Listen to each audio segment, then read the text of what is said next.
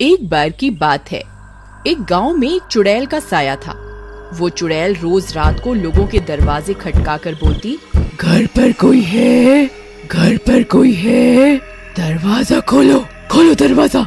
जब कोई गांव वाला दरवाजा खोलता तो वो चुड़ैल उसे उठाकर ले जाती। अरे मर गया, अरे छोड़ दे चुड़ैल, अरे बच्चे की जान लेगी क्या? अरे छोड़ दे, तेरा दास बेटे, अरे गाँव वालों बचाओ, बचाओ, बचाओ। अगले दिन, अरे भाइयों, इस चुड़ैल ने तो जीना दुश्वार कर दिया है। तभी हरिया का बेटा राजू बोलता है, पापा, मेरे दिमाग में एक तरकीब है, बताऊं क्या? अरे तुम अभी छोटे हो, तुम चुप ही रहो, जाओ यहाँ से। पापा, मैं छोटा पैकेट बड़ा धमाका हूँ। अरे तरकीब तो सुन लो पहले। कोई बात नहीं हरिया, ऐसे बोलने तो दो। अंकल, क्यों न हम अपने घर के बाहर शीशा लगा दें? चुड़ैल अपनी शक्ल उसमें देखकर डर जाएगी और भाग जाएगी। ये क्या झंडू तरकीब है, मैं नहीं मानता इसे।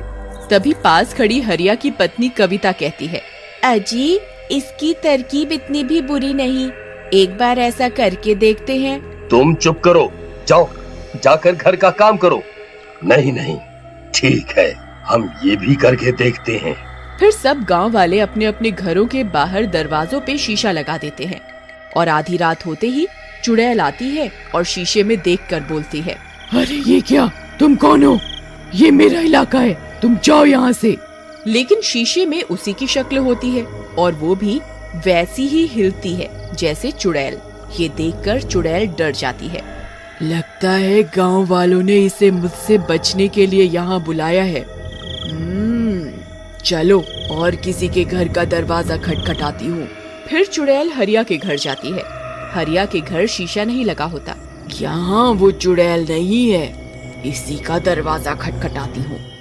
घर पर कोई है? अरे इतनी मीठी आवाज है, जरूर कोई झक्कास औरत होगी। इस कविता से तो मैं दुखी हो गया। चलो थोड़ी मटर गश्ती ही कर दूं। हाँ, मैं हूं ना घर पर, मेरी रानी, अभी आया जाने मन। ये सोचकर शराब के नशे में धुत हरिया दरवाजा खोलने जाता है। तभी कविता और राजू आ जाते हैं और उसे रोक लेते हैं। अरे अरे छोड़ कलमुही, मेरी रानी आई है बाहर। अरे पापा जी, रानी नहीं, डायन आई है बाहर। मम्मी, पकड़ के रखना इनको।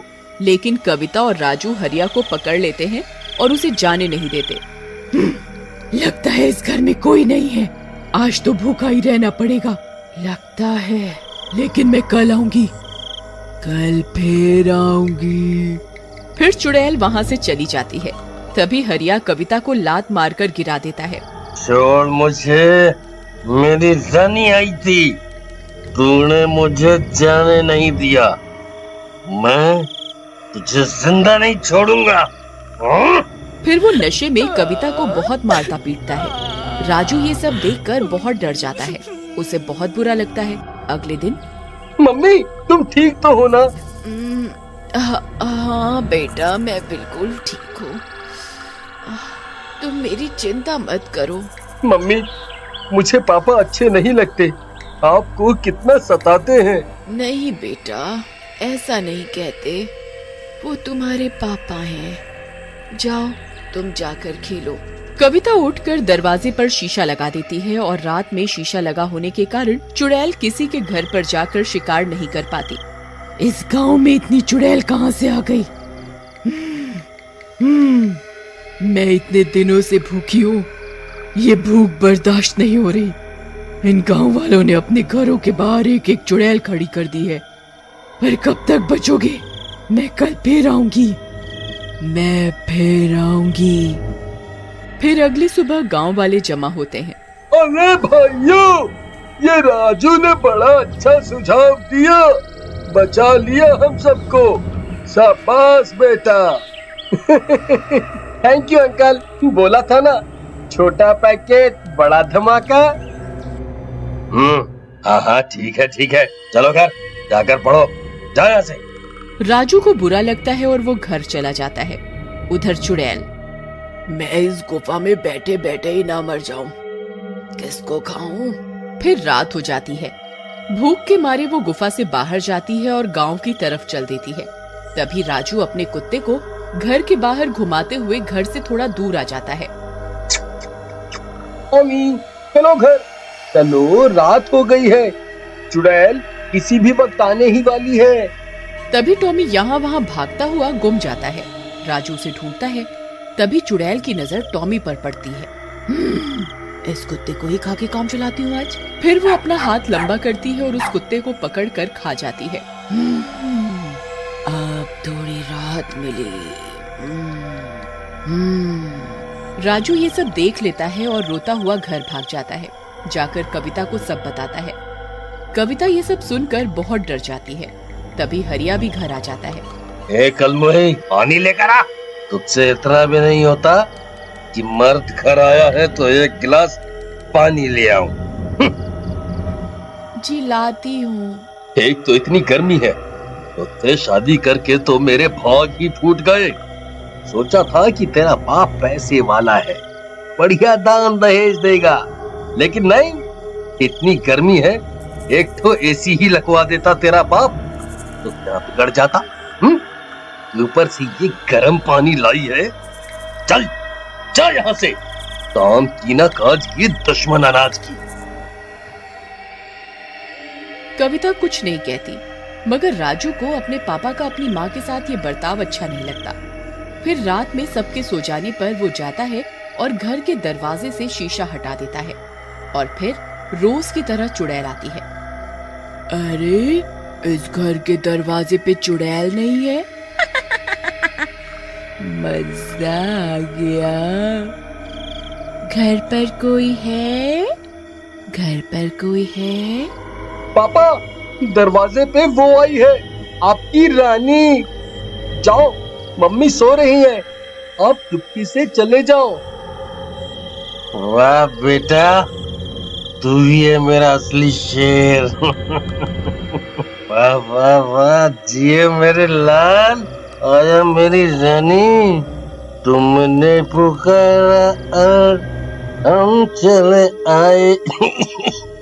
आया डार्लिंग, आया आया आया। हाँ हाँ जाओ, मेरी मम्मी को बहुत दुखी कर लिया आपने। हरिया नशे में होता है और खुश होकर दरवाजा खोल देता है। आओ मेरे राजा जी। अरे मेरी रानी, तुम नशे में चुड़ैल क्यों दिख रही हो मुझे? हा? लगता है ज्यादा चढ़ गई। मेरे राजा, मैं चुड़ैल ही हूँ। नहीं, चुड़ैल जी, आप तो मेरी बहन जैसी हो, सारा नशा ही उतर गया आपको देखकर। मुझे छोड़ दो, अब से आप पर बुरी नजर नहीं डालूंगा। अरे कविता, आओ। चुप कर, बेवकूफ समझा है क्या? चल, भूख लगी है। फिर चुड़ैल हरिया को लेकर चली जाती है। शोर सुनकर सब गांव वाले जग जाते हैं और कविता भी। राजू, तुम्हारे पापा कहाँ हैं? अभी अभी मैंने उनकी आवाज सुनी थी। उनको तो चुड़ैल ले गई, अब तुम्हारे सारे दुख खत्म। माँ, तुम ये कैसी बातें कर रहे हो? तुम्हें ऐसा नहीं करना चाहिए था। वो जैसे भी है तुम्हारे पापा हैं। मैं जा रही हूँ इनको बचाने। कविता मशाल उठाती है और जंगल की ओर गुफा में चली जाती है। सभी गांव वाले भी पीछे जाते हैं। कविता जंगल पहुंच जाती है।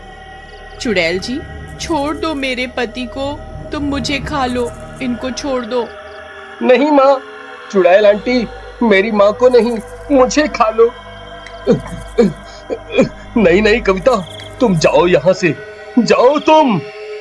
अरे, तुम पति पत्नी का ड्रामा तो खत्म ही नहीं हो रहा। लैला मजनू मेरे पेट में जाकर बन जाना। ऐसा बोलकर चुड़ैल कविता को गले से पकड़कर हवा में उठा लेती है। ये देखकर राजू जमीन पर लौटता हुआ जाता है और पीछे से चुड़ैल के बालों में आग लगा देता है। चुड़ैल जलने लगती है।